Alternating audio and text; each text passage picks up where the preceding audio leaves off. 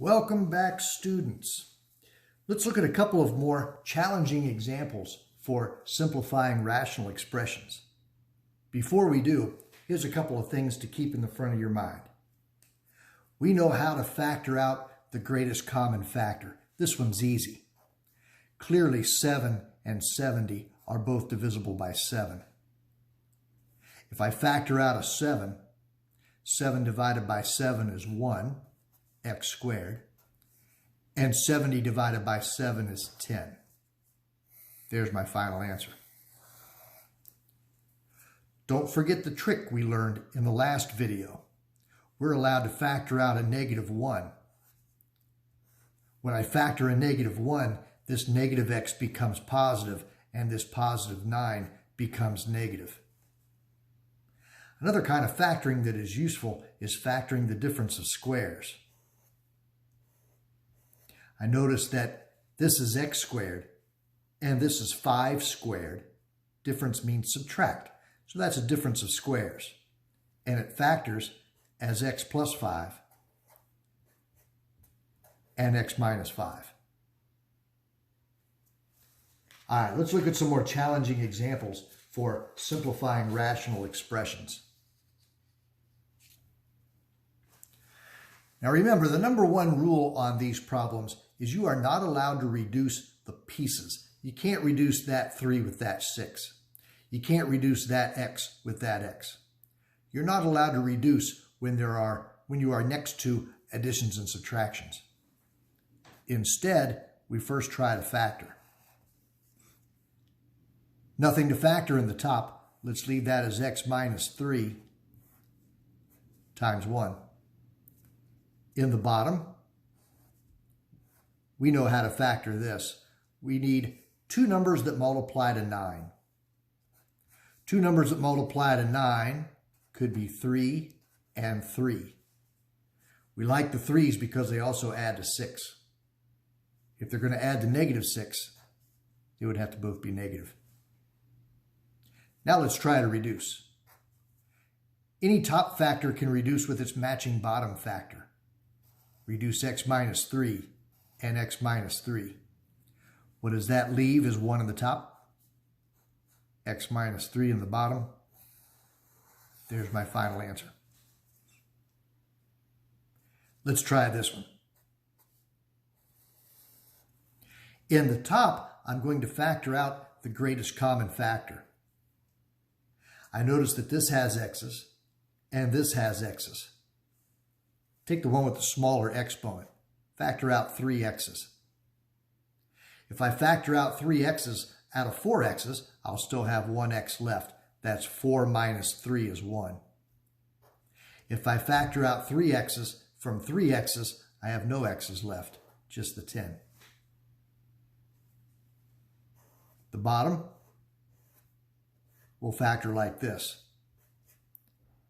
Can you find two numbers that multiply to 70? And those same two numbers add or subtract to 17.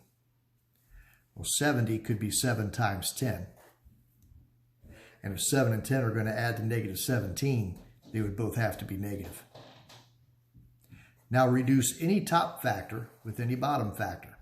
I notice the x minus 10 matches the x minus 10. Those reduce nicely, leaving x to the third in the top and x minus 7 in the bottom. Great.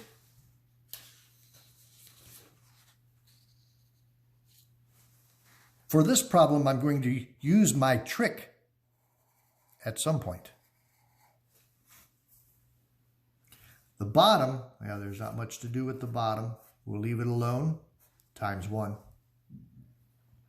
In the top, let's apply the trick. We'll factor out a -1. Factoring out a -1 changes this y squared, negative y squared, to a positive y squared. Changes this positive 49 to a negative 49. Let's factor the top again. I have -1. Then I have a difference of squares. This is y squared. This is 7 squared. A difference of squares would factor as y plus 7, y minus 7. In the bottom of the fraction, I'll copy 1 times y minus 7. Now reduce matching factors in the top and the bottom. There's a y minus 7 in the top. There's a y minus 7 in the bottom. What's left in the top is negative 1 multiplied by y plus 7. If all I have left in the bottom is a 1, I don't have to copy it.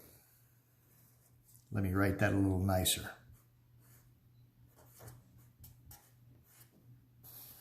There's my good final answer right there. Last example. Let's start with the top, and I'll factor the greatest common factor. Both terms have a factor of 5 that can be factored out. 5 divided by 5 is 1, x squared. 500 divided by 5 is 100. Let's continue working with the top. I'll keep my factor of 5. And x squared minus 100 is a difference of squares. So it'll factor as x plus 10, x minus 10. Now let's come back and work on the bottom. We'll factor out the greatest common factor. 35 and 350 are both divisible by 35. 35 divided by 35 is 1, x, and 350 divided by 35 is 10. Let's bring that along. And I'll look for things that reduce. Certainly the x plus 10 and the x plus 10 reduce nicely. Can I also reduce the 5 over 35? I'll divide by 5 and divide by 5. In the top, I have 1 times x minus 10. In the bottom, all I have left is a 7. And that's a great final answer. All right, your turn. Go work some problems, and I'll see you later on.